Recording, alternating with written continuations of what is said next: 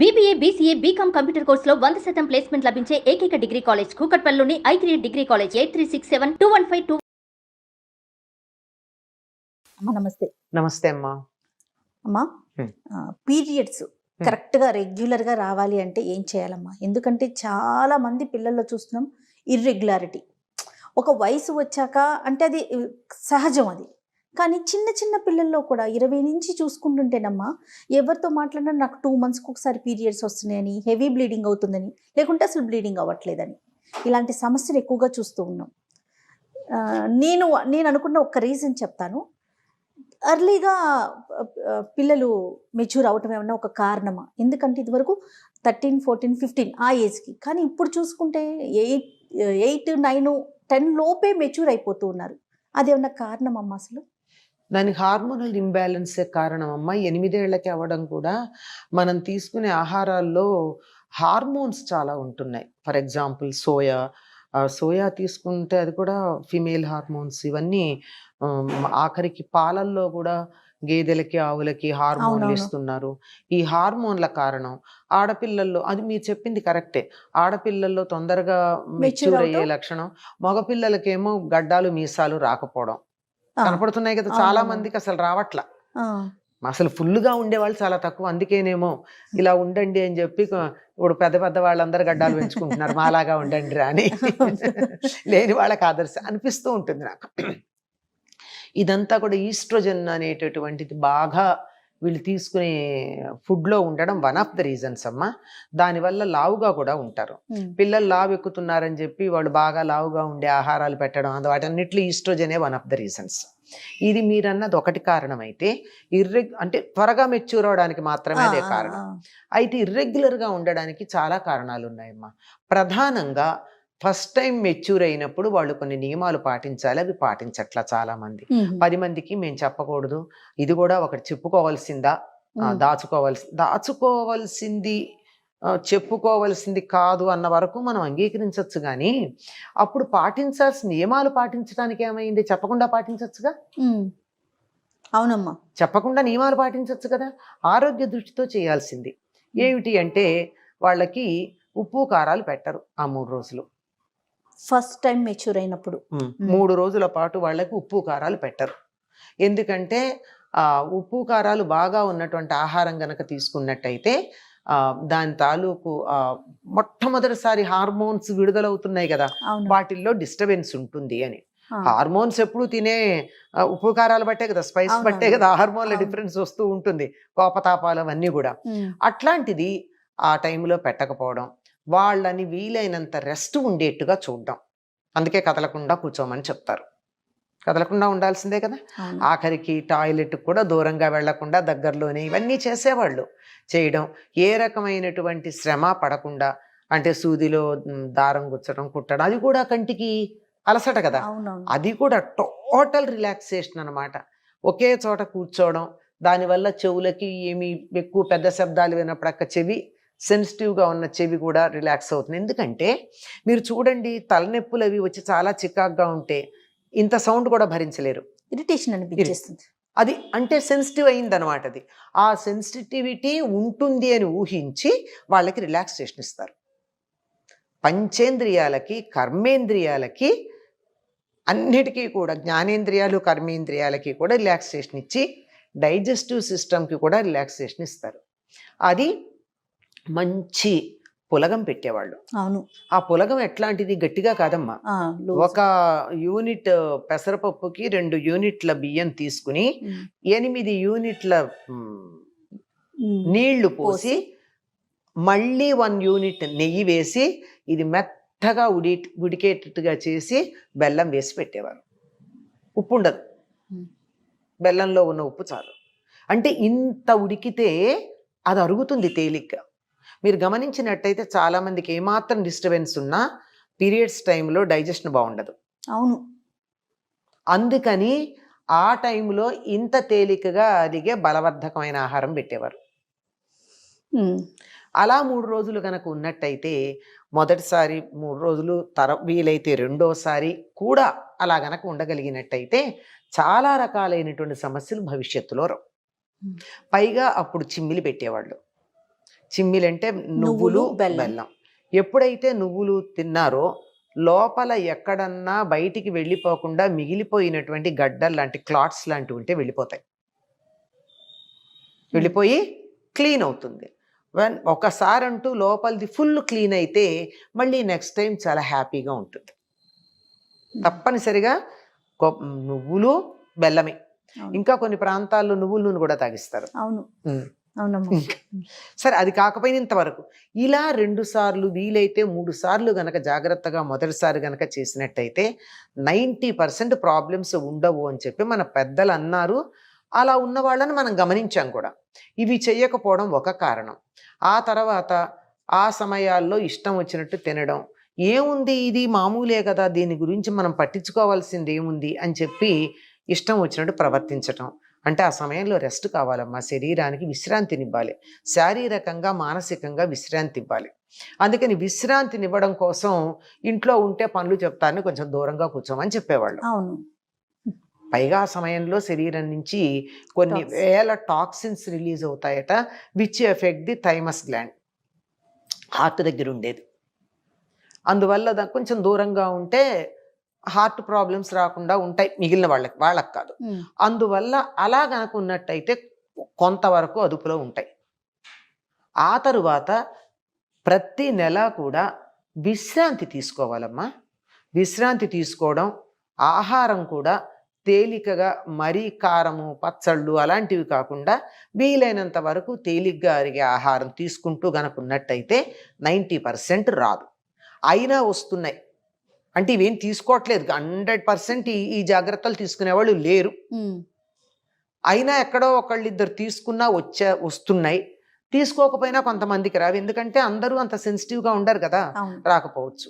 వాళ్ళకి రాలేదు నాకెందుకు వచ్చింది అంటే, వాళ్ళు ఇప్పుడు ఇంతమందికి కరోనా వచ్చింది కొన్ని లక్షల మందికి, కొంతమందికి రాలేదు.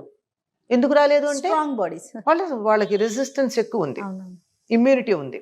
సరే, ఇలా అయిన తర్వాత ఇలా రావడానికి మధ్యలో 2 నెలలు 3 నెలలు దూరంగా ఉండడానికి కారణం ఏమిటంటే శరీరానికి తగినటువంటి వ్యాయామం లేదు. కూర్చున్న చోటు నుంచి కదలరు. ఆఖరికి టీవీ ఛానల్ మార్చాలంటే కూడా రిమోట్. ఈ మధ్య రిమోట్ కూడా వస్తున్నాడు, ఎలెక్సా అని పిలుచుకుంటున్నారు. అయిపోయిందా? ఇంకా రేపు పొద్దున ఎలెక్సా అని పిలవడానికి కూడా నోరు నొప్పని ఇంకేం చూస్తారో నాకు తెలియదు. మరి శరీరానికి శ్రమ ఏది? శ్రమ లేకపోతే ఏమవుతుంది? వాడనటువంటి అవయవాలు పాడైపోతాయి. ఒక వాచి కొన్నాళ్ళు వాడకపోతే పనిచేయదు, ఒక కారు కొన్నాళ్ళు వాడకపోతే పని చేయదు. మన శరీరంలో అవయవాలు కూడా కొన్నాళ్ళు వాడకపోతే పని చేయవు, పని చేయకుండా తయారవుతాయి. ఈ పని చేస్తే తప్ప హార్మోన్లు రావు. మనం బాగా ఎక్సర్సైజ్ చేశారనుకోండి, చెమటలు పడతాయి, కానీ ఎంత హ్యాపీగా ఉంటుంది.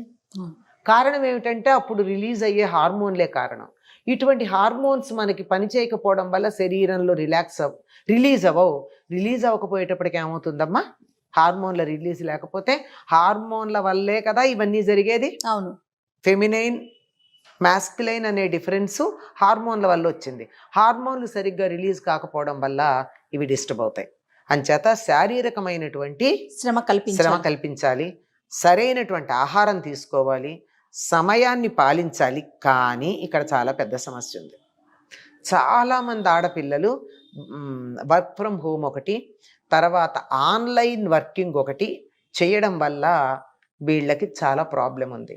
ఒకటి కూర్చున్న చోటు నుంచి కదలకపోవడం అయితే, రెండోది bio clock disturbance. Major problem bio clock disturbance. శరీరంలో కూడా ఒక గడియారం ఉంది. ఈ గడియారం బయట ప్రకృతిలో అనుసంధానం అయ్యి ఉంటుంది. రాత్రి ఎందుకు నిద్ర వస్తుందమ్మా? ఎందుకు వస్తుంది? ఎట్లాంటి వాళ్ళకి? వాతావరణాన్ని బట్టి. కనుక ప్రకృతి రాత్రి మేలుకోవడం సహించదు, పగలు మేలుకోవాలి, రాత్రి పడుకోవాలి. మన శరీరంలో కూడా అవయవాలు రాత్రి బాగా కొన్ని పనిచేస్తాయి. ఈ తెల్లవారుజామున కిడ్నీలు పనిచేస్తాయట, రాత్రి లంగ్స్, టైమింగ్స్ ఉన్నాయి. ఆధునిక శాస్త్రజ్ఞులు కూడా చెప్పారు టైమింగ్స్. ఈ టైంలో ఇది పనిచేస్తుంది, ఈ టైంలో ఇది పనిచేస్తుందని.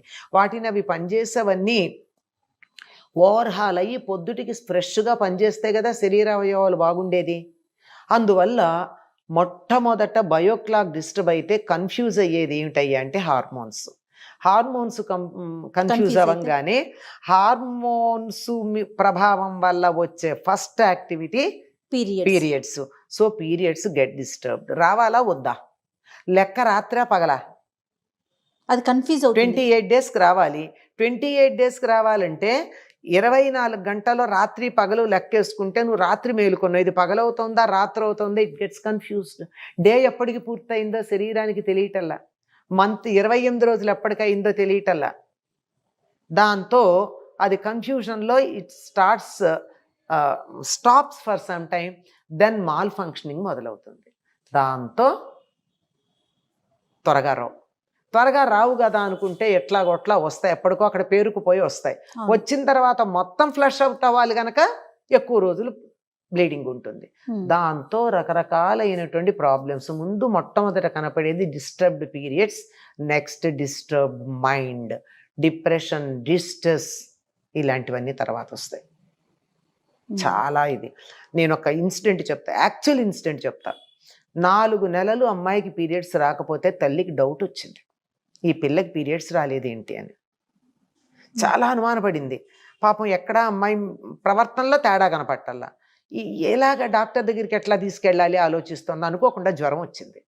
తల్లి అదృష్టానికి జ్వరం వచ్చింది. జ్వరం వస్తే జ్వరం ప్రకారం హాస్పిటల్కి తీసుకెళ్ళి, దక్కర్లేదమ్మా పారాసిటమాల్ వేసుకుంటానన్నా, ఇది ఒక ప్రీటెక్స్ట్ తీసుకెళ్ళడానికి తీసుకెళ్ళింది. తీసుకెళ్ళాక డాక్టర్తో ఏదో మాట్లాడుతూ, అమ్మా ఈ నైట్స్ బాగా మేలుకుంటే కూడా ఇలా వస్తుందా అని కావాలని అది అలా లంకి మాటల సంబంధం పెట్టింది. పెట్టాక ఆ డాక్టర్ 1-2 అడిగి, అమ్మాయి నీకు ఎన్నాళ్ళు అయింది పీరియడ్స్ వచ్చి? యాక్చువల్ జరిగిన ఇన్సిడెంట్ చెప్తున్నాను నేను. 4 months అయింది అంటే వెంటనే డాక్టర్ ప్రిస్క్రిప్షన్ రాసింది, స్టాప్ ద జాబ్. జ్వరానికి జాబ్కి సంబంధం ఏమిటి? నేను చెప్పాను, నా మాట మీద నమ్మకం ఉంటే మానేయి, నీ పీరియడ్స్ అడ్జస్ట్ అవుతాయి, తర్వాత నీ ఆరోగ్యం బాగుంటుంది అని. పాపం అమ్మాయి కొంచెం మంచిది కనుక తల్లి అనుకుంది, నా కూతుర్ని నేను అనవసరంగా అనుమానపడ్డాను, 4 నెలలు పీరియడ్స్ రాలేదేంటి పిల్లకని అనుమానపడ్డాను, అయ్యో తన పాపం మనసులోనే క్షమాపణ చెప్పుకుంది. ఆ అమ్మాయి పీరియడ్స్ జాబ్ మానేసింది. 1 weekలో పీరియడ్స్ వచ్చాయి. నెక్స్ట్ మంత్ ఎగ్జాక్ట్లీ 28 daysకి వచ్చాయి. This is incident I have seen with my own eyes. ఆ తల్లి కూతురు నాకు తెలుసు. మరి ఇది పీరియడ్స్ డిస్టర్బెన్స్ అన్నదానికి ఇంతకన్నా గొప్ప ఉదాహరణ చెప్పాలని అనుకోవటల్లా. కరెక్ట్ అమ్మా. సో బయో సిస్టమ్ మనం ఫాలో అవ్వాలి అమ్మా. బయోక్లాక్ ఉంది కదా, అది దాన్ని ఫాలో అయితే 120 ఏళ్ళు బతుకుతాం. అంటే ఈ ఉద్యోగాలు చేసేవాళ్లే కాదమ్మా, మరి మా అమ్మాయి ఉద్యోగం చేయట్లేదైనా డిస్టర్బెన్స్ ఏంటి అని అడిగే వాళ్ళు ఉంటారు కదా. అమ్మాయి ఎప్పుడు పడుకుంటుందో చూడండి. ఎప్పుడు పడుకుంటుంది?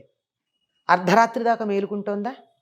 ఉద్యోగం చేయట్లేదు కానీ అమ్మా టీవీ చూస్తుంది. మేము టీవీ కట్టేస్తే సెల్ ఫోన్లో చూసుకుంటుంది సీరియల్స్, లేదా ఇంకేవో ఉంటాయి కదా చూస్తే, లేకపోతే చాటింగ్, ఏదైనా.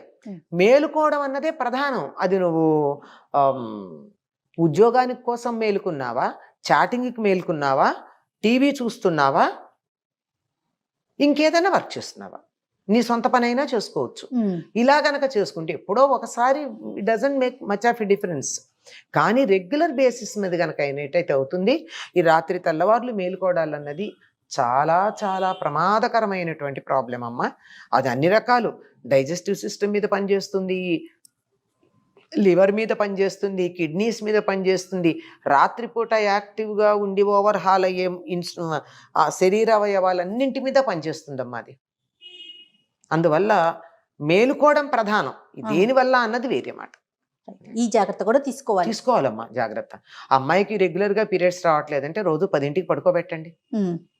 ఓవర్ బ్లీడింగ్ అవుతోంది అంటే బ్లీడింగ్ అయినంత కాలం పులగం మాత్రమే పెట్టండి, ఉప్పు కారాలు లేకుండా. లేదంటే పాలన్నం పెట్టండి, పులుపు లేని మజ్జిగ అన్నం పెట్టండి, ఉప్పు కారం తగలకుండా. ఆ 3 రోజులు 4 రోజులు అట్లా పెట్టి 2-3 నెలలు చూడండి, రెగ్యులైజ్ అయిపోతాయి. సూపర్. నమస్తే అమ్మా. నమస్తే అమ్మా.